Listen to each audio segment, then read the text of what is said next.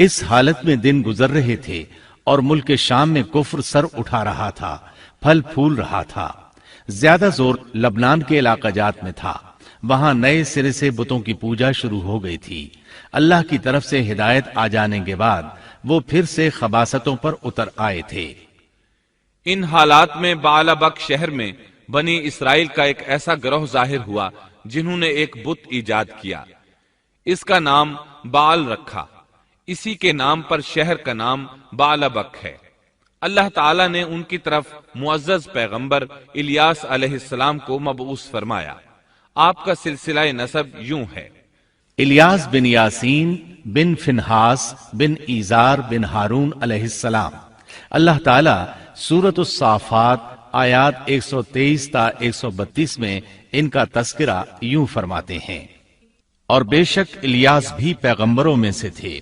جبکہ انہوں نے اپنی قوم سے فرمایا کہ تم اللہ سے نہیں ڈرتے،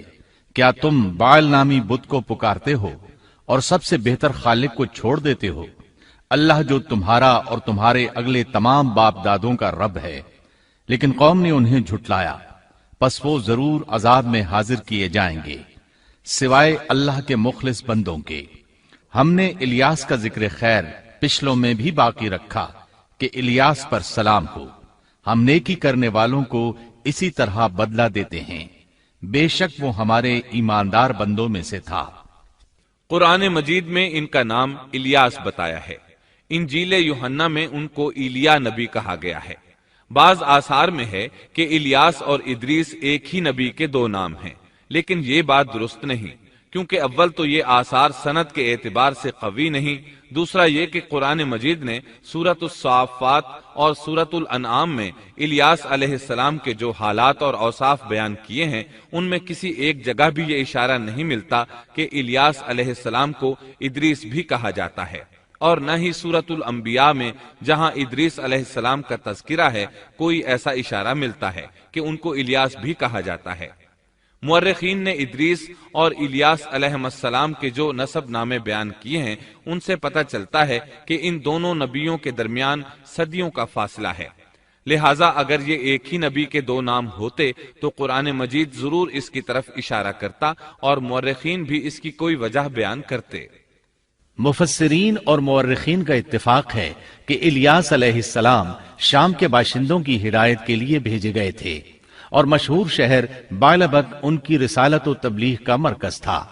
الیاس علیہ السلام کی قوم مشہور بت بعل کی پرستار تھی اور توحید سے بیزار اور شرک و کفر میں مبتلا تھی۔ اللہ کے برگزیدہ رسول الیاس علیہ السلام نے ان کو سمجھایا اور راہ ہدایت انہیں دکھائی، اور بت پرستی کے خلاف انہیں واعظ و نصیحت کی اور خالص توحید کی جانب انہیں بلایا۔ کتب تفاسیر میں ہے کہ بعل نامی بت سونے کا تھا اور اس کا قد 20 گز تھا، اور اس کے 4 منہ تھے، اور اس کی خدمت پر 400 خادم مقرر تھے۔ الیاس علیہ السلام کے زمانے میں یمن اور شام کا محبوب دیوتا یہی بت تھا، اور بعض مورخین کا خیال ہے کہ حجاز کا مشہور بت حبل بھی یہی بعل تھا۔ سورۃ الانعام میں الیاس علیہ السلام کا جن آیات کے اندر ذکر آیا ہے وہ نوح اور ابراہیم علیہ السلام کی اولاد اور ان کی نسل کے انبیاء و رسل کی ایک مختصر فہرست ہے۔ اللہ تعالیٰ سورۃ الانعام آیت 84 تا 86 میں فرماتے ہیں: اور ہم نے ان کو اسحاق دیا اور یعقوب،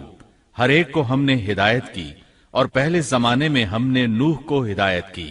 اور ان کی اولاد میں سے داؤد کو اور سلیمان کو اور ایوب کو اور یوسف کو اور موسیٰ کو اور ہارون کو،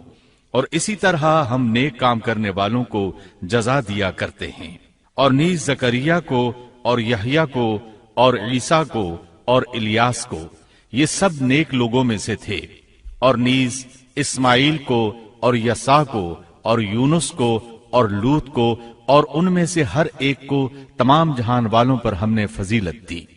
الیاس علیہ السلام اور ان کی قوم کا واقعہ اگرچہ قرآن میں بہت مختصر ہے، تاہم اس سے یہ سبق حاصل ہوتا ہے کہ بنی اسرائیل کے یہود کی ذہنیت اس درجہ مسخ ہو چکی تھی کہ دنیا کی کوئی برائی ایسی نہیں تھی کہ جس کے کرنے پر یہ حریص نہ ہوں، اور کوئی خوبی ایسی نہ تھی جس کے یہ دل دادہ ہوں، اور انبیاء و رسول کے ایک طویل اور مسلسل سلسلے کے باوجود بت پرستی، نجوم پرستی، عناصر پرستی، غرض غیر اللہ کی پرستش کا کوئی شعبہ ایسا نہ تھا جس کے یہ پرستار نہ بنے ہوں۔ قرآن مجید میں بنی اسرائیل سے متعلقہ واقعات میں جہاں ان کی بدبختی اور کجروی پر روشنی پڑتی ہے، وہاں ہمیں یہ نصیحت و عبرت بھی حاصل ہوتی ہے کہ اب جبکہ انبیاء و رسول کا سلسلہ ختم ہو چکا اور خاتم النبیین کی نبوت اور قرآن مجید کے آخری پیغام نے اس سلسلے کو ختم کر دیا، تو ہمارے لیے ازحد ضروری ہے کہ بنی اسرائیل کی مسخ فطرت اور تباہ ذہنیت کے خلاف